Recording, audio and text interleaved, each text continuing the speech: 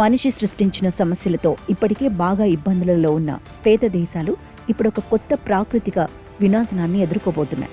వాతావరణ మార్పే ఆ విపత్తు అని 5 దశాబ్దాల క్రితం ఐక్యరాజ్య సమితి సర్వప్రతినిధి సభ ప్రత్యేక సమావేశంలో అమెరికా రాజనీతిజ్ఞుడు ఒకరు హెచ్చరించారు.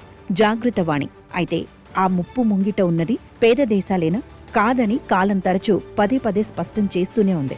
గత కొద్ది రోజులుగా యూరోపియన్ దేశాలలో పౌర జీవనాన్ని మునుపెన్నడూ లేని రీతిలో అస్తవ్యస్తం చేస్తున్న భీకర వడగాలులే అందుకొక తాజా నిదర్శనం.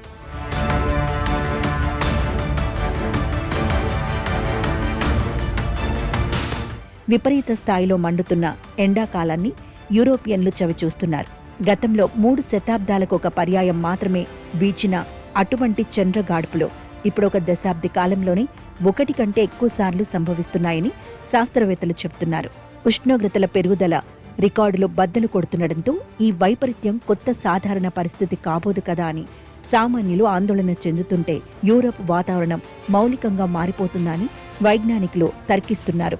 సముద్రాల ఉపరితల ఉష్ణోగ్రత రికార్డు స్థాయిలో పెరిగినట్టు వివిధ అధ్యయనాలు ధృవీకరించిన కొద్ది రోజులకే యూరప్లో సూర్యుడి భగభగలు తీవ్రమయ్యాయి. వందలాది నగరాలలో రోజువారీ ఉష్ణోగ్రతల కనీస సగటు 40 డిగ్రీల సెంటీగ్రేడ్కు మించిపోవడం చాలా మంది యూరోపియన్లకు కొత్త అనుభవం.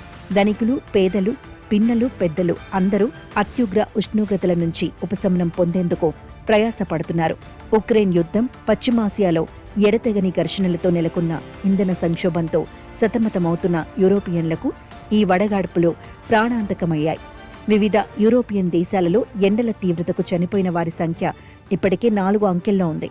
ఇంధన వాతావరణ సంక్షోభాలు 2 శిలాజ ఇంధనాల వినియోగంతో ముడిపడి ఉన్నవి కావడం గమనార్హం. కాలుష్య కారక వాయువులను ఉద్గారించని హరిత ఇంధనాల వాడకానికి త్వరితగతిన మారడమే ఆ 2 ఉద్పాతాలకు ఒక సహేతుకమైన పరిష్కారం. యూరోపియన్ ప్రభుత్వాలు, ప్రజలు ఈ విషయమై ఇప్పటికైనా చిత్తశుద్ధితో శ్రద్ధాసక్తులు చూపని పక్షంలో సుదీర్ఘకాలం పాటు ఏటా ఉగ్ర వేసవిని చవిచూడవలసి వస్తుంది. సందేహం లేదు.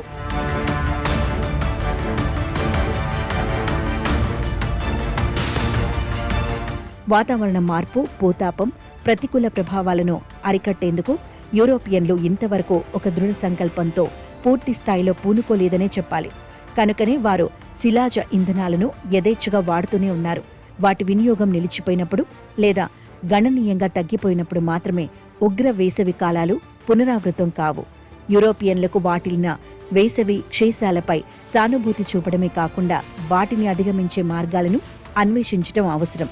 ప్రకృతిపై సార్వభౌమత్వం సాధించాలని మానవుడు ప్రయత్నించడం ఎంత పురాతనమో మనిషిపై ప్రకృతి పగబట్టడం కూడా అంతే ప్రాచీన వ్యవహారం. భౌతిక జగత్తుపై తనకు ఆధిపత్యం ఉందనే భ్రమను మానవుడు విడనాడినంత వరకు మనిషి పర్యావరణ సంక్షోభాల పాలవుతూనే ఉంటాడు. ప్రకృతితో సామరస్యం ముఖ్యం. దాన్ని సాధించటమెలా? వాతావరణ మార్పును పూర్తిగా నిరోధించటమే. అందుకు సామాజిక వ్యవస్థలు జీవావరణం పట్ల ఒక కొత్త సౌభ్రాతృత్వ వైఖరితో వ్యవహరించాలి. మానవాళిని స్వేచ్ఛ, సౌభ్రాతృత్వం, సమానత్వం వైపు నడిపించిన యూరప్ నుంచే ఆ వెలుగుబాట ప్రారంభమవగలదని ఆశిద్దాం.